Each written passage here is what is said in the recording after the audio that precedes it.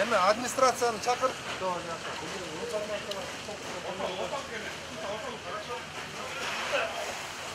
Неме кылай, Хамит? Ким бар, районовский? Чакыр администрацияга билдиришейик. Каяка жүрөт? Жаккабы?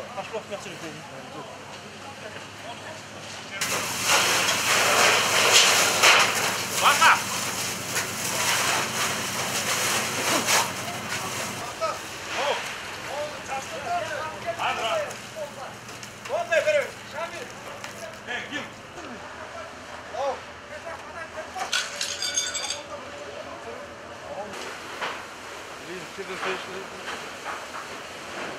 Çıktı öyle.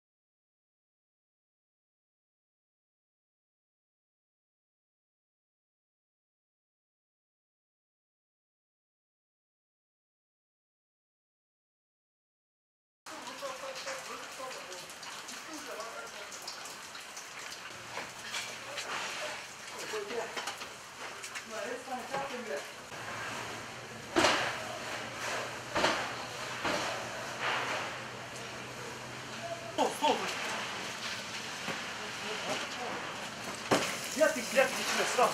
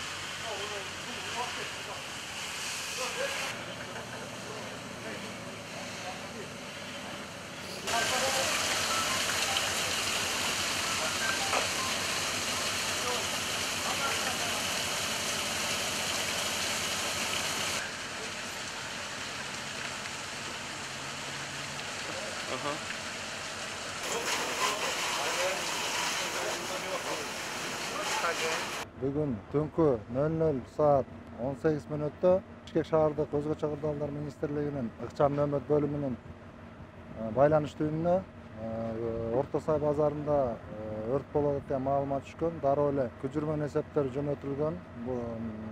Биринчи бөлүк 10 мүнөттө өткөндөн кийин келген 00:28-те жетери менен жогорку биз биринчи чакырыкты тастыктаган. Кошумча күч каражаттар жөнөтүлгөн. Азыркы убакта өрт болгон жерде 5 автоцистернада көчүрмө эсеп иштеп жатат.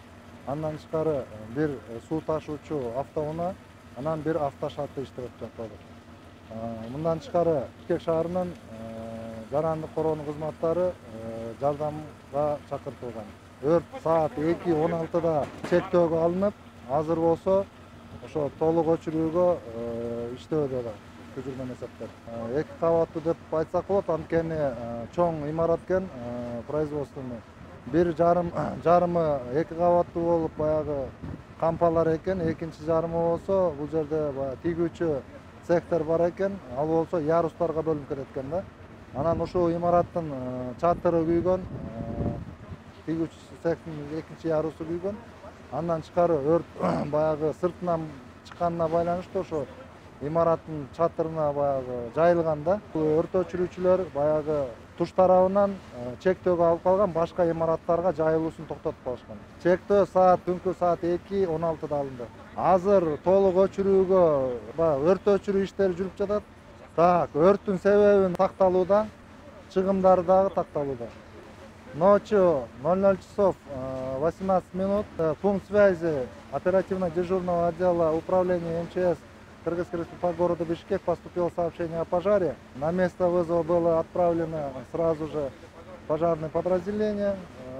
По прибытию через 10 минут, 00 часов 28 минут, пожарно-спасательное подразделение подтвердили повышенный номер вызова. Сразу же было привлечены дополнительные силы и средства для тушения пожара. Локализацию пожара произвели 2 часа 16 минут. На месте тушения пожара работает 5 боевых расчета пожарно-спасательных подразделений. Дополнительно привлечена автолестница и водовоз для подпитки воды автоцистерн. На данный момент производится тушение пожара с разных сторон. Ущерб и причина пожара выясняется. В тушение пожара были дополнительно привлечены силы служб гражданской защиты. Это органы МВД, Горводоканал и так далее. Скорая медицинская помощь.